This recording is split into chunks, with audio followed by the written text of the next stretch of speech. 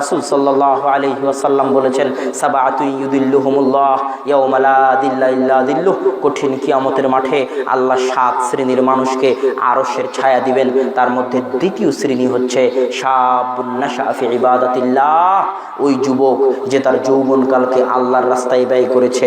যখন দাড়ি পেকে যায়, চুল পেকে যায়, তখন আল্লাহর ইবাদত করা সহজ, কিন্তু যখন দাড়ি রাখলে সমাজবাসী ঠাট্টা করে, এলাকাবাসী ঠাট্টা করে, যখন এলাকা মদ গাঞ্জা জুয়া বিপিএল আইপিএল এর জুয়ায় যখন সমাজ ভর্তি, যখন অবৈধ সম্পর্কে সাইলাব, তখন দিনের উপর টিকে থাকতে পারে এমন ঈমান যে যুবকের, সেই যুবকের জন্য আল্লাহ কিয়ামতের মাঠে তার আরশের ছায়া পুরস্কার হিসেবে প্রস্তুত করে রেখেছেন।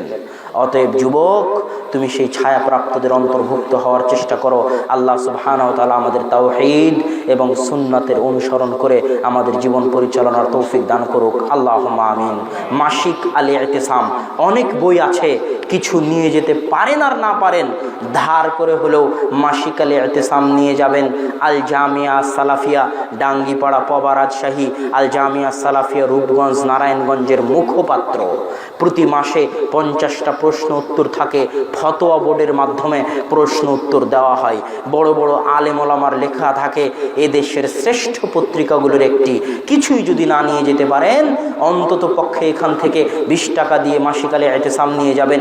এছাড়া আর যে সমস্ত বইগুলো রয়েছে, বাংলা ভাষায় দোয়ার জগতে সর্বশ্রেষ্ঠ দোয়ার বই আইনে রাসূল দোয়া অধ্যায়, আদর্শ পরিবার, উপদেশ, তারপরে কোরআনের ব্যাখ্যা তাওজিহুল কোরআন, যেখানে সহিহ হাদিস আলাদা করা আছে, জয়ীফ হাদিস আলাদা করা আছে, সেটা নিয়ে যাবেন।